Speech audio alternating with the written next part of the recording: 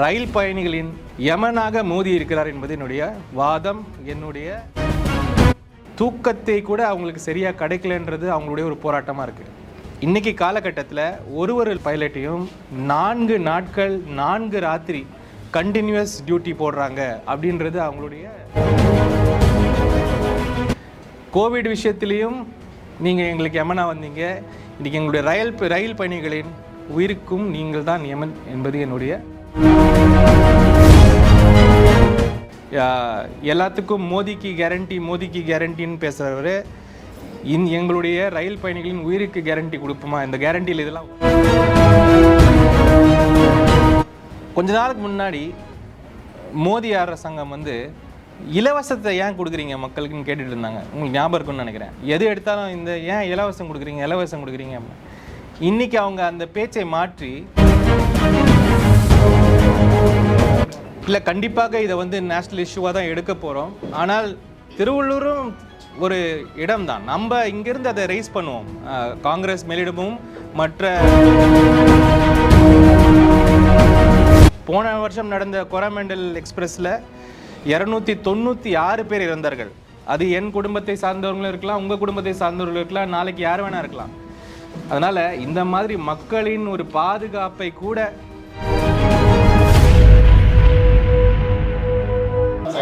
எல்லோருக்கும் வணக்கம். ரொம்ப ஒரு முக்கியமான ஒரு விஷயத்துக்காக தான் இன்றைக்கி ப்ரெஸ் மீட் கூப்பிட்டுருந்தோம். அதுவும் நான் திருவள்ளூர் தொகுதியில் பண்ணுற முதல் ப்ரெஸ் மீட். முதல்ல இந்த நாடாளுமன்ற தேர்தலில் ஒரு பெரிய வரலாற்று வெற்றி கொடுத்த நம்முடைய திருவள்ளூர் தொகுதி வாக்காளர்களுக்கு நன்றி. எல்லா வேலை செய்த அரசு அதிகாரிகள் மற்றும் எல்லோருக்கும் நன்றி. பட் இன்னைக்கு ப்ரெஸ் மீட் அதை பற்றி கிடையாது. ஒரு முக்கியமான விஷயம். இது தமிழகத்தை சம்மந்தப்பட்ட விஷயம் மட்டுமல்ல, இந்தியா முழுக்க இருக்கிற ஒரு பெரிய மேஜர் இஷ்யூ. முந்தானத்து நீங்கள் எல்லாம் பார்த்துருப்பீங்க, ஒரு மேஜர் ரயில் ஆக்சிடெண்ட் நடந்தது. இதுக்கு முன்னாடி கூட தொடர்ந்து இந்த மாதிரி ரயில் விபத்துகள் நடந்து கொண்டே வருகிறது. அது இந்த காலகட்டத்தில் நிறையவே ஆகிறது எல்லாருக்குமே தெரியுது. எனக்கும் இது ரொம்ப ஆடான ஒரு விஷயமா தான் இருக்குது. அதை பற்றி பார்க்கும்பொழுது, அதுக்குள்ள என்ன பிரச்சனைன்னு பார்க்கும்பொழுது என்னை தொடர்பு கொண்டு சில பேர் சில விஷயங்களை சொன்னாங்க. அதை கேட்டு எனக்கே ஷாக் ஆயிடுச்சு. இது இப்படி ஒரு பிரச்சனை ரயில்வே துறையில் நடந்து கொண்டிருப்பது யாருக்கும் தெரியாத ஒரு விஷயமா இருக்கு. இது அதை பற்றி எல்லாம் தெரிஞ்சுக்கணும். அதை பற்றி மக்களாகிய நாம் எல்லாம் அதுக்கு தேவையான விஷயங்களை செய்யணுன்றதுக்காக இந்த ப்ரெஸ் மீட் கூப்பிட்டுருக்கிறது.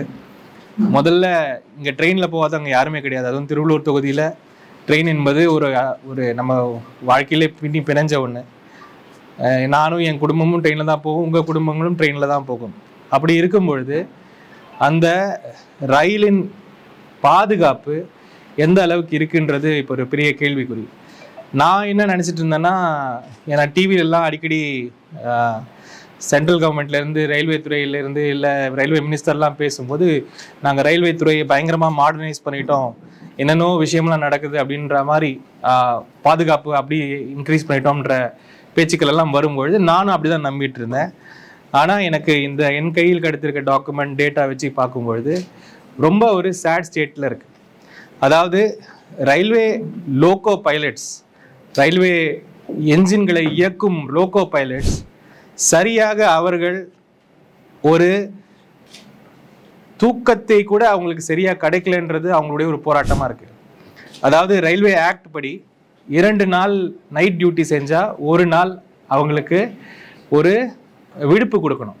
அப்போ தான் அவங்களால அந்த உடல் ரீதியாகவும் ஒரு அந்த கான்ஷியஸ் ரீதியாகவும் அவங்களால ரெக்யூப் பண்ண முடியும். இன்னைக்கு காலகட்டத்தில் ஒரு லோகோ பைலட்டையும் 4 நாட்கள் 4 ராத்திரி கண்டினியூஸ் டியூட்டி போடுறாங்க அப்படின்றது அவங்களுடைய ஒரு அக்யூசேஷனாக இருக்குது.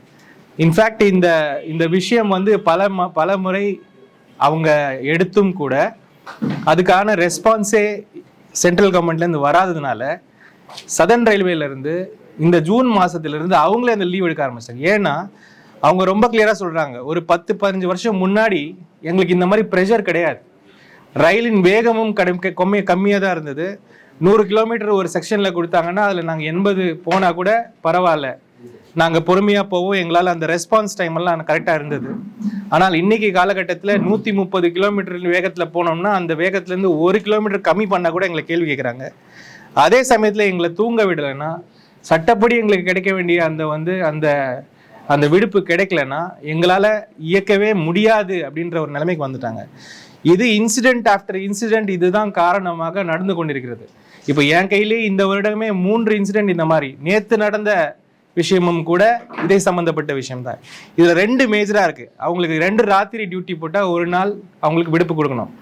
அதுவும் இல்லாமல் வாரத்தில் 30 வீக்லி ஆஃப்னு சொல்லுவாங்க, வாரத்தில் 2 ராத்திரி கண்டினியூஸா அவங்களுக்கு கொடுக்கணும். அவங்களுடைய வீடுகளில் அவங்களுடைய ஹெட் குவார்ட்டர்ஸ்ல இருக்கு, அதையும் கொடுக்கறது இல்லை. அதுலேயும் கட் பண்ணி அவங்கள டியூட்டிக்கு வர வைக்கிறாங்க. சதர்ன் ரயில்வேல இருந்து இப்போ லோகோ பைலட்ஸ் ஜூன் 1 இருந்து எங்கள் உயிர் எங்களுக்கு இம்பார்ட்டன்ட் சொல்லிட்டு அவங்க லீவ் எடுக்க ஆரம்பிச்சிட்டாங்க. அப்போ நான் என்ன கேட்குறேன்னா, நாங்கள்லாம் ட்ரெயினில் உட்காந்து போகும்போது ஒரு பாதுகாப்போடு போகிறோம். பஸ்ஸில் போகும்போது, ட்ரெயினில் காரில் போகும்போது யோசிப்போம் டிரைவர் தூங்குனாரா இல்லையான்ட்டு. ஆனால் ரயிலில் போகும்போது ஒரு பாதுகாப்போடு நம்ம எல்லாம் போகிறோம். ஆனால் நம்மளுடைய அந்த லோகோ பைலட் தூக்கம் இல்லாமல் அந்த வண்டியை ஓட்டுறாங்கன்னு சொல்கிறது எவ்வளோ ஒரு பகீரான ஒரு விஷயமா இருக்குது. ஸோ இது ஒரு ரொம்ப சீரியஸான மேட்டர். உங்கள் குடும்பங்களையும் என் குடும்பத்தையும் பாதிக்கக்கூடிய ஒரு விஷயம் இது. இவ்வளோ சொல்லியும் ஏன் நம்ம மத்திய அரசாங்கம் இதுக்கு செவி சாய்க்க மாட்டேங்கிறது தான் என்னுடைய முதல் கேள்வி. அதாவது வந்தே பாரத் ட்ரெயினை இந்தியா முழுக்க இனாகரேட் பண்ணுறதுக்கு மோடி 1 தடவை இல்லை, 4 தடவை 5 தடவை வருகிறார். ஆனால் இந்த மாதிரி ஒரு சீரியஸான ஒரு விஷயம் இருக்கும் பொழுது ஏன் அவங்க அரசாங்கம் இதுக்கு செவி கொடுக்க மாட்டாங்க?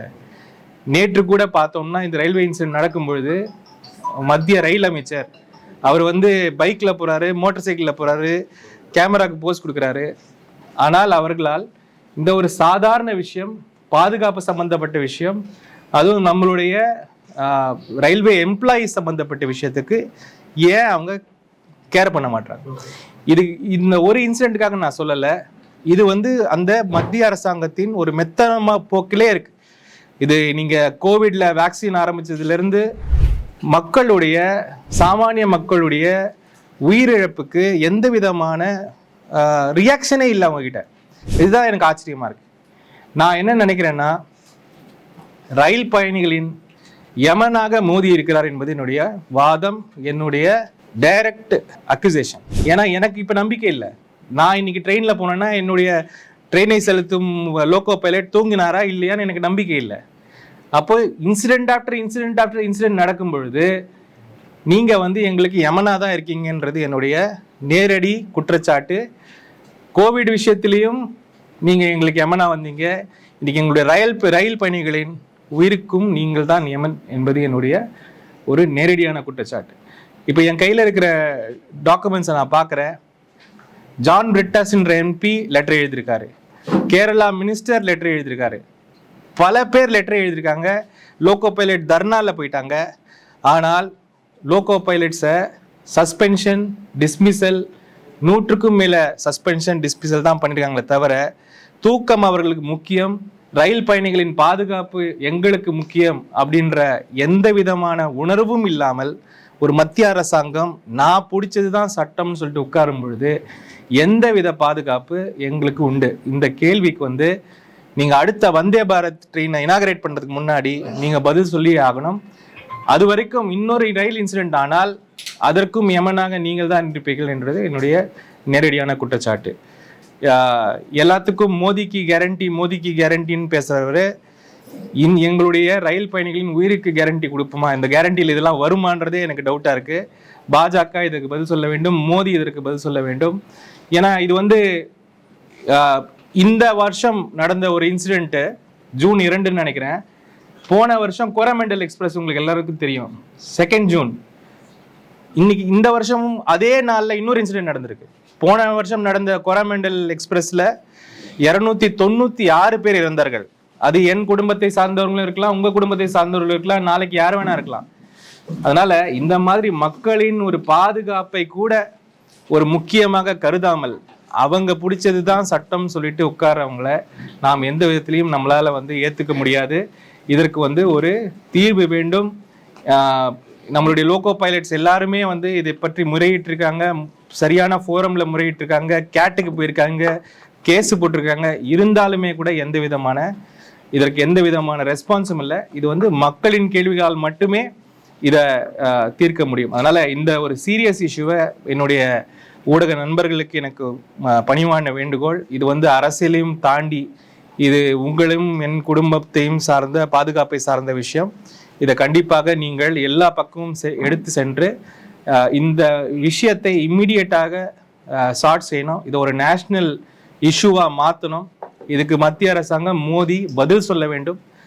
நீங்கள் ஹை ஸ்பீட் ட்ரெயின் விடுறது முக்கியம் இல்லை, ஹை ஸ்பீட் ட்ரெயினை விட்டுட்டு அதுக்கு பாதுகாப்பே இல்லாத லெவலுக்கு கொண்டு போனீங்கன்னா நாங்கள் ஹை ஸ்பீட் ட்ரெயினில் போய் என்ன பண்ண போகிறோம்? இன்ஃபேக்ட் எங்களுக்கு அது ஹை ஸ்பீடை பார்த்தாலே பயமாக இருக்குது. அந்த லோக்கோ பைலட் சொல்கிறாங்க, எங்களுக்கு இந்த ஸ்பீடில் ஓட்டுறதுக்கு முடியாதுங்க, நீங்கள் ஒத்துக்கலைனாலும் நாங்கள் இந்த விடுப்பை எடுக்கிறோன்னு சொல்லிட்டு அவங்க தர்ணாக்கு போயிருக்காங்க. இதுக்கு முக்கியமான இந்த ஒரு இஷ்யூவுக்கு நீங்கள் எல்லோரும் ஊடக நண்பர்கள் எல்லோரும் துணை புரிந்து இந்த இஷ்யூவை சார்ட் செய்யணும் என்பது என்னுடைய பணிவான வேண்டுகோள். நான் இது கூட இருக்கிற சில டாக்குமெண்ட்ஸ் எல்லாம் கூட உங்களுக்கு அனுப்புகிறேன். அவங்க முறையிட்ட விஷயங்கள், லெட்டர் எழுதின எம்பி லெட்டர் என்னது, நாடாளுமன்ற உறுப்பினராக நான் 24 நாங்கள்லாம் ஸ்வேரிங் இன் பண்ணுறோம். இந்த இஷ்யூவை மறுபடியும் அங்கேயும் எடுப்போம். நானும் திருவள்ளூர் வந்து ஒரு ரயில் சார்ந்த ஒரு மாவட்டம், ஒரு தொகுதி என்பதால் நானும் வந்து ஒரு ஸ்ட்ராங் லெட்டர் எழுத போகிறேன். ஆனால் இந்த ஒரு சாதாரண பேசிக் காமன் சென்ஸ் விஷயம் கூட புரியாத ஒரு அரசாங்கம், அதில் வந்து ஒரு விதமான இருமாப்பு இருக்கும் ஒரு பிரதம மந்திரி, இவர்கள் எல்லாம் இந்த செட்டப் தான் இன்னைக்கு இந்த 10 உயிர்கள், முந்தானத்து போன 10 உயிர்கள், இன்னைக்கு ஒரு 6 வயசு குழந்தை இருந்திருக்கு, 10 உயிருக்கும் இவர் தான் யமன் என்பது என்னுடைய குற்றச்சாட்டு. அது கேள்விகள் இருந்த இப்போ வேற ஒன்றும் இல்லை. இப்போ வந்தே பாரத் பற்றி சொன்னீங்க. வந்தே பாரத் வந்து எப்போ நம்ம தமிழ்நாட்டில் விட ஆரம்பித்தாங்களோ, அதுவும் குறிப்பாக நம்ம திருவள்ளூர் அரக்கோணம் மார்க்கெட்டில் பல ரயில் நிலையங்களில் பாதுகாப்பு அவசியம் கருதி வந்து எல்லா ட்ராக்கும் வந்து க்ளோஸ் பண்ணிட்டாங்க. இப்போ வயதானவங்க, சுகர் பேஷண்ட்டு, ஹேண்டிகேப்டு யாருமே வந்து ஏறி அதை வந்து பயன்படுத்த முடியல. அந்த மாதிரி இடங்கள்லாம் எக்ஸலேட்டர் வசதிகள் எப்போது பொருத்தப்படும், இது குறித்து நீங்கள் பார்லிமெண்ட்டில் வந்து வலியுறுத்துவீங்க? இல்லை, கண்டிப்பாக. அதாவது வந்து இன்க்ளூசிவிட்டின்னு சொல்லுவோம். நம்மளுடைய எல்லா கட்டடங்களிலையும் வயதானவர்களாக இருக்கட்டும், இல்லைன்னா மாற்றுத்திறனாளிகளாக இருக்கட்டும், அவர்களை மனதில் கொண்டு தான் நம்ம டிசைன் பண்ணணும். இந்த எடுத்தோம் கவுத்தோம்லாம் பண்ணிட்டு இருந்தோம்னா அதெல்லாம் அந்த காலம். இன்னைக்கு காலகட்டத்தில் ஒரு படிக்கட்டு இருந்தால் அதுக்கு பக்கத்தில் ஒரு ரேம்ப் இருக்கணும், அப்போ தான் ஒரு மாற்றுத்திறனாளி போக முடியும். அது கண்டிப்பாக அதுக்கு நான் குரல் கொடுப்பேன். ரயில்வே ஸ்டேஷன் வந்து முக்கியமான ஒரு இடம். இன்னும் கூட இவங்கெல்லாம் என்ன நினைக்கிறாங்கன்னா, ரயில்வே வந்து இப்போ வெறும் அவங்க போகிற பாலிசியில் போனால் சாமானியர்களுக்கு ரயில்வே போகவே முடியாத லெவலுக்கு கொண்டு போகிறாங்க, அப்படிதான் எனக்கு தோணுது. பட் கண்டிப்பாக குரல் கொடுப்பேன் அதுக்கு. சார், இது வந்து ஒரு நேஷனல் இஷ்யூ. காங்கிரஸ் தலைமையில் வந்து இது சம்பந்தமாக எந்த ஒரு அறிக்கையும் விடப்படலை. நீங்கள் ஒரு நாடாளுமன்ற உறுப்பினராக வருவீங்க. ஸோ இது எந்த அளவுக்கு நீங்கள் அந்த மேலிடத்தில் சொல்லி? இல்லை, கண்டிப்பாக இதை வந்து நேஷனல் இஷ்யூவாக தான் எடுக்க போகிறோம். ஆனால் திருவள்ளூரும் ஒரு இடம் தான். நம்ம இங்கிருந்து அதை ரைஸ் பண்ணுவோம். காங்கிரஸ் மேலிடமும் மற்ற தோழமை கட்சிகள் மேலிடமும் எல்லா பார்லிமெண்ட்லையும் எல்லாம் எடுக்கணும். ஆனால் நம்ம ஏன் திருவள்ளூர்லேருந்து பண்ணக்கூடாது? திருவள்ளூர் வந்து ரயில் சார்ந்த ஒரு இடம். நான் ஒரு நாடாளுமன்ற மெம்பராக இப்போ தேர்ந்தெடுக்கப்பட்டிருக்கிறேன். கண்டிப்பாக இந்த குரல் வந்து இந்தியா முழுக்க ஒலிக்கும். இதுக்கு ஒரு ப்ரெஷர் கொண்டு வர வேண்டியது நம்ம எல்லாருடைய பொறுப்பு. அது நடக்கும். அது திருவள்ளூர்ல பொதுவாக எக்ஸ்பிரஸ் ட்ரெயின் நிக்கலன்னு சொல்லிட்டு இங்கே ஒரு இது. இப்போ லாஸ்ட் டைம் நாடாளுமன்ற உறுப்பினர் கொண்டு வரேன்னு சொன்னாங்க. ஸோ அதை நீங்கள் எப்படி முன்னெடுப்பீங்க? நீங்கள் எக்ஸ்பிரஸ் ட்ரெயின் நிற்கிறதுக்கு ஒரு முனையமாக பயன்படுத்துறதுக்கு எல்லாம் பண்ணுவீங்களா? இல்லை, கண்டிப்பாக பெரிய டிமாண்ட் அதுதான். நான் இது வரைக்கும் என்னுடைய பிரச்சாரத்திலையும் பெரிய டிமாண்ட் அதுதான். அதற்கு ஒரு கண்டிப்பாக ஒரு ஒரு இம்பார்ட்டன்ஸ் கொடுத்து, ஒரு ப்ரையாரிட்டி கொடுத்து நான் அதற்காக வேலை செய்வேன். அதுக்கு வந்து கொஞ்சம் நிறைய ஃபாலோ அப் எல்லாம் பண்ண வேண்டியது இருக்கும். பட் அதை நான் பண்ணி எடுத்தது. சார், உங்கள் சொந்த ஊர்லேயே 4 பேர் இறந்துருக்காங்க. உங்கள் சொந்த ஊர் வேப்பம்பட்டில் அந்த இடத்துல முடிக்கப்படாமல் 2 பாலம் இருக்குது. அதுக்கு என்ன மாதிரியான முன்னெடுப்பு நீங்கள் எடுப்பீங்க? இல்லை, கண்டிப்பாக நான் அந்த பாலத்தை பிரச்சாரத்திட்டம் கூட நான் பார்த்தேன், அதை பற்றி புரிஞ்சு கொண்டேன். அதை கம்ப்ளீட் பண்ணுறதுக்கு ஒரு இன்ஃப்ராஸ்ட்ரக்சர் ப்ராஜெக்ட் எடுத்தால், நானும் என்னுடைய 10 வருட ஆண்டு கால அரசு சேவையில் இன்ஃப்ராஸ்ட்ரக்சர் ப்ராஜெக்ட்ஸை ரொம்ப க்ளோஸாக பண்ணியிருக்கேன். எங்கே அது நிற்கும், அதை எப்படி ரிலீஸ் பண்ணணும் அப்படின்றது எனக்கு நல்லாவே தெரியும். நான் வந்து நம்ம டிஸ்ட்ரிக்டை பொறுத்த வரைக்கும் எல்லா இன்ஃப்ராஸ்ட்ரக்சர் ப்ராஜெக்டையும் நானே ரிவ்யூ பண்ண போகிறேன், பர்சனலாக ரிவ்யூ பண்ண போகிறேன், அதை ஃபாலோ அப் பண்ண போகிறேன். அதில் இருக்க இஷ்யூஸை ஒன்றா சார்ட் பண்ணி மக்களுக்கு பயன்படுமாறு அதை நான் செய்வேன் என்ற நம்பிக்கை எனக்கு இருக்குது. ஏன்னா எனக்கு அந்த எக்ஸ்பீரியன்ஸ் இருக்குது. பெருவாரியான மக்களோட ஆதரவோட அவங்களோட நம்பிக்கையோட தான் நீங்க செலக்ட் ஆகிருக்கீங்க தமிழகத்திலேயே பெரிய வாக்கு வித்தியாசம். ஸோ அந்த மக்களுக்காக நீங்க என்ன செய்ய போறீங்க? உங்களோட ஃபர்ஸ்ட் அஜெண்டா என்ன? சரி, நான் தான் சொல்லிட்டு இருக்கேன். அதாவது ரொம்ப சிம்பிளா இது பண்ணுவோம் அது பண்ணுவோன்னு சொல்லலாம். நான் முதல்ல நினைக்கிறது ஒரு ஆக்சசபிளான ஒரு நாடாளுமன்ற உறுப்பினராக முதல் இருக்கணும். அதுக்கு வந்து என்னுடைய அலுவலகம், என்னை பார்க்கக்கூடிய இடங்கள் எல்லாத்தையும் வந்து நான் முதல் ஓப்பன் பண்ணணும். மக்களை வந்து சரளமாக சந்திக்கணும். இங்கே இருக்கிற இஷ்யூஸை நம்ம வந்து புரிஞ்சுக்கணும். புரிஞ்சிக்காம எதுக்குமே வந்து ஒரு சொல்யூஷன் தேட முடியாது. அந்த புரிதல் முதல் ஏற்படணும். நான் சரளமாக சந்திக்கக்கூடிய ஒரு பாராளுமன்ற உறுப்பினராக ஃபஸ்ட்டு நான் இன்ட்ரடியூஸ் ஆகணும். அதுக்கப்புறம் இஷ்யூஸை நான் ப்ரையாரிட்டைஸ் பண்ணி அதுக்கு சொல்யூஷன் கண்டுபிடிக்கணும். ஏற்கனவே எனக்கு பல இஷ்யூஸ் என்னுடைய கவனத்துக்கு வந்திருக்குது. ஆனாலுமே கூட முதல்ல நான் ஒரு ஆக்சசிபிள் ஆனால் தான் வந்து என்னால் வந்து எல்லாத்தையும் புரிந்து கொள்ள முடியும். என்னுடைய ஃபஸ்ட்டு ப்ரையாரிட்டி அதுதான். நான் வந்து முதல்ல என்னுடைய பார்லிமெண்ட் கான்ஸ்டிடியூன்சியை நல்லா புரிஞ்சுக்கணும். அதுக்கு வந்து ஒரு 2-3 மாதங்கள் ஆகலாம், 4 மாதங்கள் கூட ஆகலாம். இடைப்பட்ட டைமில் எனக்கு முன்னாடி வர மேஜர் இஷ்யூஸ் எல்லாம் நான் சார்ட் பண்ணுவேன். But this is my priority, என் மைண்டில் இருக்க ப்ரையாரிட்டி. இப்போ பொதுமக்கள் வந்து உங்களை வந்து எளிதில் சந்தித்து அவங்க குறைகளை தெரிவிக்கிறதுக்கு இப்போ உங்கள் பாராளுமன்ற தொகுதிக்கு உட்பட்ட 6 சட்டமன்ற தொகுதிகள்லையும் அந்தந்த முக்கியமான இடங்கள்ல அலுவலகங்கள் வந்து திறந்து பொதுமக்களை சந்திக்கிற திட்டம் இருக்காங்க. கண்டிப்பாக. அது மட்டும் இல்லை, என்னுடைய அலுவலகத்திலேயே வர மனுவை வந்து முறைப்படி எடுத்து நம்பர் பண்ணி முறைப்படி அதை புஷ் பண்ணுற ஒரு சிஸ்டம் உருவாக்குறோம். கூடிய சீக்கிரமே ஒரு ஆப் கொண்டு வர போகிறோம். மக்கள் எங்கே இருந்தாலும் சில இஷ்யூஸை டைரெக்டாக என் கூட ரெஜிஸ்டர் பண்ணுற மாதிரி, அவங்க மனுவாக கொடுத்தாலும் சரி, வார்த்தைகளில் சொன்னாலும் சரி, அதை கேப்சர் பண்ணி அதை லாஜிக்கல் கன்க்ளூஷன் கொண்டு வருவோம். பப்ளிக் கிரீவன்ஸ் ரிட்ரஸல்னு சொல்கிறது வந்து ரொம்ப ரொம்ப முக்கியமான ஒரு விஷயம். அதை வந்து முறைப்படி செய்ய வேண்டும். அது நடக்கல அது வேற விஷயம். அதை முறைப்படி வாங்கி அதை டாக்குமெண்ட் பண்ணி அதை ஃபாலோ பண்ணுற என்டையர் சிஸ்டம் நான் கிரியேட் பண்ணுவேன். அதனால அதில் வந்து என்னுடைய ஸ்பெஷல் ஃபோக்கஸ் இருக்கும். அதே மாதிரி நம்ம மாவட்ட தலைநகரான திருவள்ளூரில் இது வரைக்கும் இருந்த எம்பிக்கள் எல்லாருமே சொல்லிட்டு போன ஒரு வாக்குறுதி என்னன்னு கேட்டிங்கன்னா, இந்த தலைநகரில் வந்து ஏழை எளிய மக்கள்லாம் வந்து பயன்பெறும் வகையில் ஒரு கலை அறிவியல் கல்லூரி நாங்கள் வந்தால் கொண்டு வருவோம்னு பல பேர் சொல்லிட்டு போயிட்டாங்க. உங்கள் ஆட்சி காலத்தில் இது வந்து சாத்தியமாகுமா, இதை ஏற்படுத்துவீங்களா அப்படின்னு பொதுமக்களுக்கு இல்லை, கண்டிப்பாக முயற்சி செய்து வந்து முக்கியமான ஒரு டிமாண்டாக எல்லா இடத்துலையும் நானும் பார்க்குறேன். கண்டிப்பாக இதை வந்து பூர்த்தி செய்வதற்கு நான் வந்து முழு மனசோட என்னுடைய எஃபர்ட் எடுப்பேன். சார், இப்போ நீங்கள் ஐடென்டி விவகாரம் மட்டும் தான் குறிப்பாக முக்கியத்துவம் எடுக்கிறீங்க இந்த விபத்துக்கு. வேறு ஏதாச்சும் ரீசொல்யூஷன் இதை செஞ்சால் இந்த விபத்து தடுக்கலாம், கடிதம் சொல்லலாம், ஆலோசனை கொடுத்தாங்களா? சார், நான் வந்து இதை வந்து எடுக்கிறது வந்து காரணம் என்னன்னா, ஒரு எனக்கே ஒரு கிளி வந்துருச்சு இதை பார்த்த உடனே. அதாவது நம்ம டெய்லி போகிற ஒரு சாதாரணமாக நம்ம யூஸ் பண்ணுற ஒரு சர்வீஸ் இது. இன்னைக்கு ராத்திரி எங்கள் அம்மா ஒரு இடத்துலேருந்து வராங்க, அந்த லோக்கோ பைலட் தூங்குனாரா இல்லையான்னு எனக்கு டவுட் வந்துருச்சு இப்போது. அந்த மாதிரி ஒரு விஷயம் இது வந்து நம்மளே இதில் கேர்லெஸ்ஸாக இருக்க விஷயம் கிடையாது இது. ரெண்டாவது வந்து நீங்கள் இந்த சுரக்ஷா கவச் அப்படி இப்படின்லாம் சொன்னாங்க, நாங்கள் போட்டோம் ட்ரெயின் ஆட்டோமேட்டிக்காக பிரேக் ஆயிரும். நான் இவங்ககிட்ட பேசி பார்த்தேன், அந்த மாதிரிலாம் எதுவுமே இல்லைன்றாங்க. அந்த மாதிரியெல்லாம் குறிப்பிட்ட 2-3 செக்ஷனில். இன்ஃபேக்ட் இப்போ நேற்று நடந்த இன்சிடென்ட் ஆச்சுல வெஸ்ட் பெங்காலில், அங்கே அந்த ஆட்டோமேட்டிக் சிக்னலிங் சிஸ்டம் இருக்கு. ஆனால் அந்த ஆட்டோமேட்டிக் சிக்னலிங் சிஸ்டமை லோக்கோ பைலட்டுக்கும் ட்ரைனிங் கொடுக்கல, அங்கே இருக்க ஸ்டேஷன் மாஸ்டருக்கும் ட்ரைனிங் கொடுக்கல. இப்படியெல்லாம் பண்ணிட்டு இருந்தா இது மக்களின் உயிர்களில் விளையாடும் விஷயம். இப்போ நீங்க மங்கள்யான் விடுறீங்க, சந்திராயன் விடுறீங்க, நார்மலா இருக்கிற நம்ம நல்லா நடந்துட்டு இருக்க ஒரு ரயில்வே சிஸ்டம்ல இன்னைக்கு வந்து நீங்க இதை வந்து ஒரு இதுல என்ன உங்களுக்கு இருக்கு? இதுல வந்து ஒரு நம்மளே வண்டி ஓட்டினா ஒரு டிரைவரை என்கேஜ் பண்ணோம்னா தூக்கம் இல்லைன்னா அவரை தூங்க சொல்லிட்டு தான் நம்ம போவோம். இது வந்து காமன் லாஜிக். இதுக்கு வந்து நம்ம பெரிய டெக்னாலஜி எல்லாம் கொண்டு வர வேண்டிய அவசியம் இல்லை. இதுக்கு பெரிய ஃபினான்ஷியல் இம்ப்ளிகேஷனே இவங்களுக்கு இருக்க போகிறது கிடையாது. ஏன்னா அந்த லோக்கோ பைலட்ஸே சொல்றாங்க அதை எப்படி மேனேஜ் பண்ணணும்ட்டு. சட்டத்தில் இருக்கு, கேட் சொல்றாங்க, அவங்களே உருவாக்குன டாஸ்க் ஃபோர்ஸ் சொல்றாங்க, எல்லாருமே சொல்றாங்க.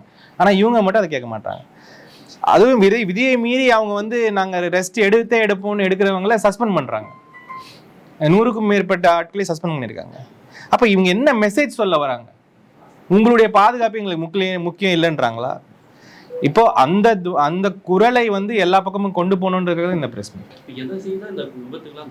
முதல்ல அந்த அவங்க சட்டப்படி அவங்களுக்கு என்ன ரெஸ்ட் கிடைக்கணுமோ அந்த ரெஸ்ட்டை கொடுக்கணும். 2 நைட்டு நீங்கள் அவங்களுக்கு நைட் ஷிஃப்ட் கொடுக்குறீங்கன்னா 3ஆவது நாள் அவங்க கண்டிப்பாக தூங்கணும் அப்படின்ற அந்த விழுப்பை கொடுக்கணும். அது கொடுக்கறதுல உங்களுக்கு என்ன கஷ்டம் இருக்குன்னு எனக்கு புரியல. இல்லை, ஓட்டுநர் மட்டும் தான் சொல்றீங்க, வேற மேம்படுத்த வேண்டிய ரயில்வே டிபார்ட்மெண்ட்னு நினைக்கிறீங்களா? இல்லை, பல விஷயங்கள் இருந்தாலும் பிரைமரியாக நம்மளை வந்து சேஃபாக கொண்டு போகிறது யாரு? அந்த சிக்னலை பார்த்து இந்த சிக்னலில் நான் நிற்கணும், இந்த சிக்னல் நிற்கணும் அப்படின்னு சொல்லி பார்க்கறது யார்? அந்த ரயில்வே அந்த லோகோ பைலட் தானே. அவர் வந்து தூக்கத்தில் இருந்து 150-200 கிலோமீட்டரில் போயிட்டு இருக்காரு, சிக்னலை மிஸ் பண்ணிட்டாரு, என்னங்க ஆக போகுது? இதுதான் நடக்குது ப்ராப்ளம். இவங்க போன ஒரு இன்சிடென்ட் ஆச்சு பஞ்சாப்ல.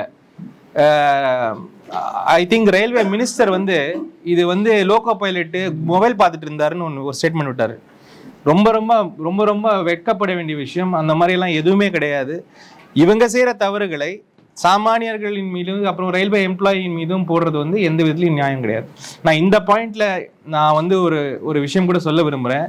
இதையெல்லாம் மீறி நம்மளை இன்னும் கூட சேஃபாக கொண்டு போகிற லோகோ பைலட் நம்ம எல்லாம் சல்யூட் பண்ணி தான் ஆகணும். ஏன்னா அவ்வளோ ஈஸியான விஷயம் கிடையாது. இந்த மாதிரி 3 நாள் 4 நாள் தூங்காமல் அந்த சிக்னலை மிஸ் பண்ணாமல் கொண்டு போகுது. நானும் வந்து ரொம்ப ஆட்டோமேட்டிக் சிஸ்டம்லாம் இருக்குன்னு நினச்சேன். அதெல்லாம் ஒன்றும் இல்லை. எங்கே ஒரு இடத்துல போட்டு அதை வந்து ஒரு ஈவெண்ட்டாக கிரியேட் பண்ணி நாங்கள் இப்படி பண்ணிட்டோம் அப்படி பண்ணிட்டோன்றாங்க. கண்டிப்பாக இது மோடி தாங்க. மோடிக்கு கேரண்டி தான். இந்த நாட்டில் எல்லாமே மோடி தான். வந்தே பாரத் ட்ரெயினை இனாகிரேட் பண்ணுறதுக்கு மோடி தானே வராரு, வேற யாரும் வராங்க? சார், இப்போ இந்த மரச்செடியெல்லாம் வச்சு தனியாருக்கு விற்கலாம்னு எதனா முடிவில் இருக்காங்களா மத்திய அரசு? இருக்கலாங்க. அவங்க கடைசியில் அங்கே தான் வந்து சுழி போட்டு அங்கே தான் வருவாங்க. பட் பாயிண்ட் என்னன்னா, உயிர்கள் நீங்கள் மற்றபடி வேற விஷயத்தில் விளையாடிக்கோங்கன்றேன். அதனால தான் ரயில் பயணிகளுக்கு மோடி யமன்னு நான் சொல்கிறேன். மக்களை எளிதாக சந்திக்கிறதுக்கு அங்கங்கே நீங்கள் ஆஃபீஸ் போட்டு அவங்க குறைகளை கேட்டு ஃப்ளெக்சிபிளாக இருக்குன்னு சொல்கிறீங்க. நீங்கள் ஏற்கனவே தேர்தல் வாக்குறுதி வந்து நிறைய கொடுத்துருக்கீங்க. 1 லட்சம் ரூபாய் அமௌண்ட்டு, அந்த இதில் ஒர்க் பண்ணுறவங்க 100 நாள் வேலை திட்டம் மேலும் அதிகரிக்கப்படும், அவங்க கூலி அதிகரிக்கப்படும். ஸோ ஒரு ஐஏஎஸ் அதிகாரி, முன்னாள் ஐஏஎஸ் அதிகாரியை உங்களோட வாக்குறுதியை நம்பி இந்த மக்கள் ஓட்டு போட்டிருக்காங்க, தமிழக மக்கள் ஓட்டு போட்டிருக்காங்க. ஸோ அவங்களுக்கு நீங்கள் என்ன பண்ண போறீங்க? நீங்கள் கொடுத்த வாக்குறுதி என்ன பண்ண போறீங்க? ஏன் நான் இதில் கேட்குறேன்னா, நீங்கள் பேசுறது வந்து நேஷனல் இஷ்யூ. ஸோ அப்போ இங்கிருந்து தான் ஸ்டார்ட் பண்ணணுன்றீங்க. அப்போ நீங்கள் திருவள்ளூர்லேருந்தே ஸ்டார்ட் பண்ணி அந்த 1 லட்சம் ரூபாய் பணத்துக்கும் அந்த 100 நாள் வேலை திட்டம் அந்த ஸ்கீமு அந்த மாதிரி நீங்கள் கொடுத்த வாக்குறுதிக்கு என்ன பண்ண போறீங்க? இப்போ அரசாங்கம் வந்திருந்தால் உடனே நடந்திருக்கும். ஏன்னா நாங்கள் அதுக்கான எல்லா பிளானும் பண்ணியிருந்தோம். இல்லை, நான் வரேன் அந்த பாயிண்ட் வரேன். இல்லை எஸ்கேப் யாரும் ஆகலைங்க. நான் வந்து ஒரு இப்போ மக்கள் பிரதிநிதி, நான் எப்படி எஸ்கேப் ஆக முடியும்? 5,72,000 5,72,000 மார்ஜினே போட்டிருக்காங்க. ஒரு ஓட்டும் எனக்கு மேலே வைக்கப்பட்ட பொறுப்பு. அதாவது வந்து இப்போ நாங்கள் வந்து ஒரு எதிர்கட்சியில் உட்கார போகிறோம். ஒரு வலுவான எதிர்கட்சி, சாதாரண எதிர்கட்சியில் 240 பேர் நாங்கள் அங்கே உள்ளே இருக்க போகிறோம். இப்போ ஒரு விஷயத்தை நீங்கள் பார்த்தீங்கன்னா, கொஞ்ச நாளுக்கு முன்னாடி மோடி அரசாங்கம் வந்து இலவசத்தை ஏன் கொடுக்குறீங்க மக்களுக்குன்னு கேட்டுட்டு இருந்தாங்க. உங்களுக்கு ஞாபகம் இருக்குன்னு நினைக்கிறேன். எது எடுத்தாலும் இந்த ஏன் இலவசம் கொடுக்குறீங்க. இன்னைக்கு அவங்க அந்த பேச்சை மாற்றி மோடிக்கா கேரண்டி, என்னது விவசாயிகளுக்கு 6,000 ரூபாய் நான் கொடுக்குறேன்னு முன்னாடி வந்திருக்காரு. இது எப்படி வந்தது?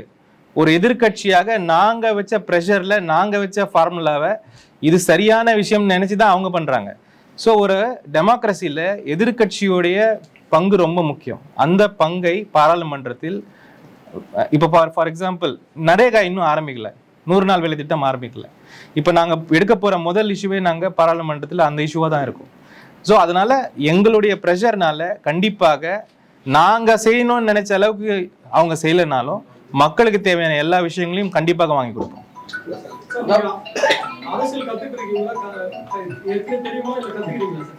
மக்களோடு நிற்பதுதான் அரசியல் சார். வேற ஒண்ணும் இல்ல. எலெக்ஷன் ஜெயிக்கிறதுலாம் அரசியல் கிடையாது.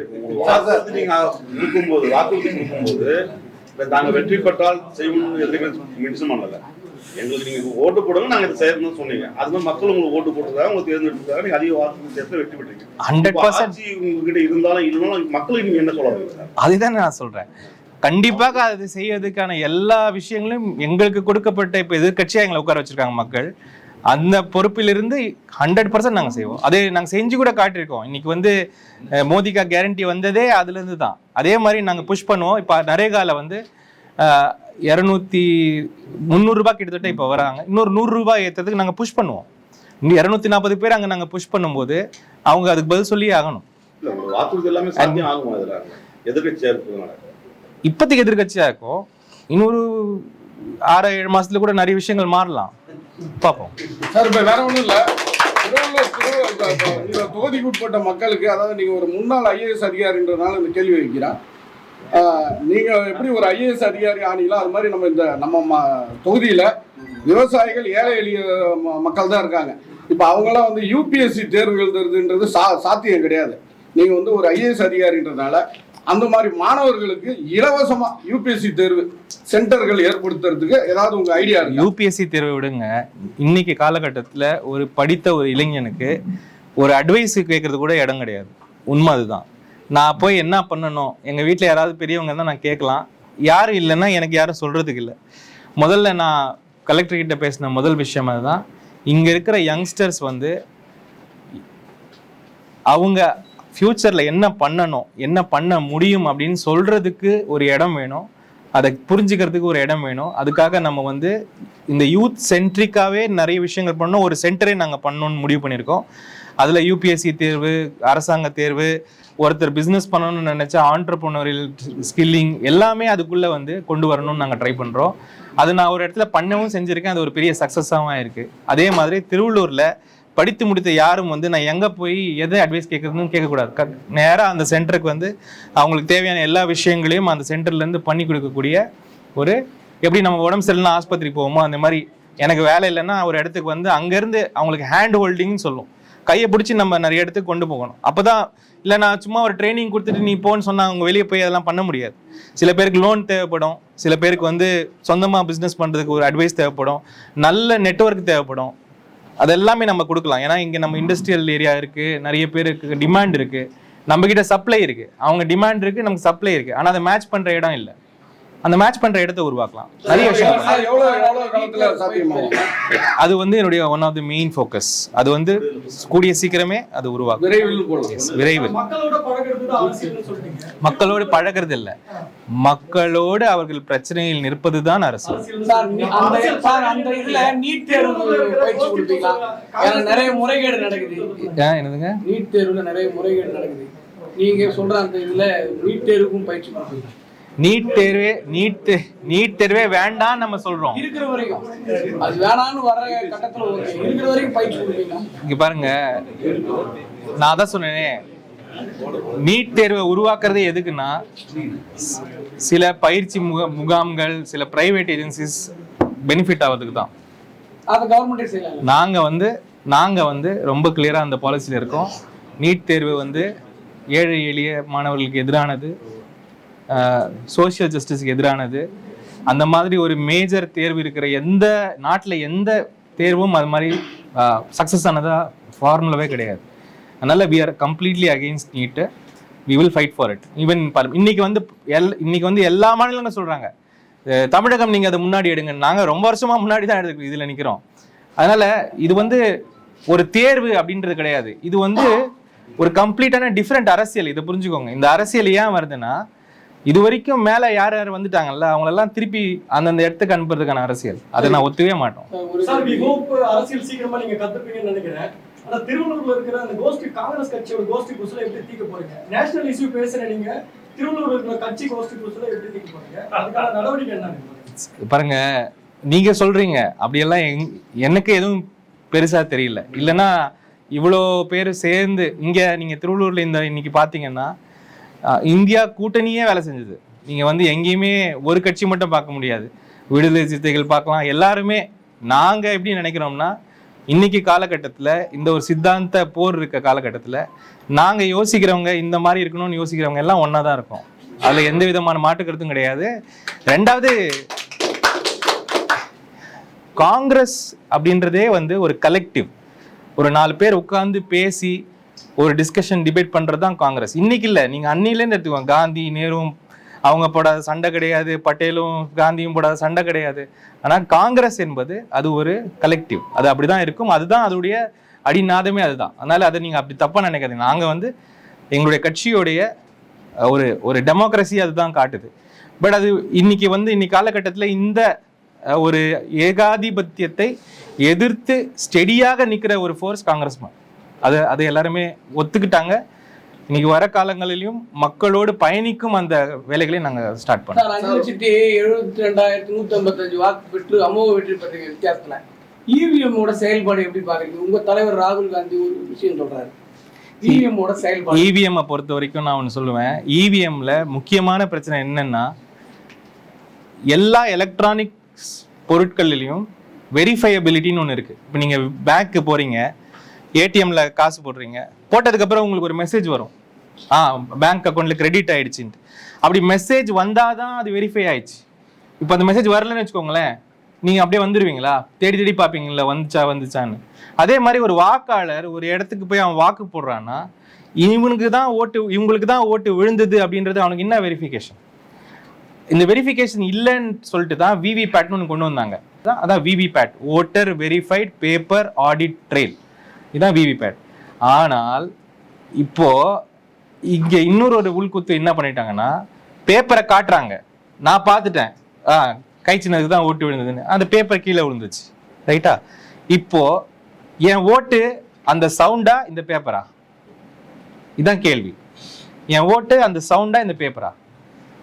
என் ஓட்டு இந்த பேப்பர்னா இதுதானே நான் வெரிஃபை பண்ணேன், அப்போ இதுதானே நீ கவுண்ட் பண்ணணும். இல்ல அந்த சவுண்டுன்னா அந்த சவுண்ட்ல எனக்கு வெரிஃபிகேஷன் கிடையாது. இப்போ இருக்கிற சிஸ்டம் எப்படின்னா, வெரிஃபிகேஷன் பேப்பரை காட்டுது, ஆனா கவுண்டிங் இன்னும் அந்த சவுண்டை தான் காட்டுது. ஸோ இந்த மிஸ்மேட்சை தான் நாங்கள் வந்து தப்புன்னு சொல்றோம். நீங்க இந்த பேப்பரை கவுண்ட் பண்ணுங்கன்னு சொல்றோம். இதே இல்லைன்னா அந்த பேப்பரை எங்க கையில கொடுத்து ஒரு பாக்ஸ்ல போடுறோம், அந்த கவுண்ட் பண்ணுங்க. ஸோ நீங்க வந்து வெரிஃபையபிலிட்டி இல்லாத ஒரு சிஸ்டம் தான் இவிஎம். அதனால தான் இந்த ஹேக்கிங் எல்லாமே டவுட் வருது நிறைய பேருக்கு. இல்ல, முன்னாள் அமைச்சர் சொல்லியிருக்காரு அப்படி ஹேக் பண்ணவே முடியாதுன்னு. எலன் மஸ்க்குக்கே அவர் ட்விட்டர்ல போறாரு பதிவு. அப்படி இருக்கும்போது இதை நீங்க எல்லா பண்ண முடியும்னு ஒரு குற்றச்சாட்டு வைக்கிறீங்க. எலக்ட்ரானிக் மிஷின், எந்த எலக்ட்ரானிக் மிஷினா இருந்தாலும் அந்த மாதிரி யாருமே அஷூரன்ஸ் கொடுக்க முடியாது. அது உங்க மொபைலா இருக்கட்டும், என் வாட்சா இருக்கட்டும், அதுக்கெல்லாம் ஒரு மெத்தட் இருக்கும். ஆனால் இவிஎம்ஐ பொறுத்த வரைக்கும் முக்கியமான பிரச்சனை என்னன்னா, நான் போட்ட ஓட்டு எங்க போச்சுன்னு எனக்கே தெரியாது. அதான் பிரச்சனை.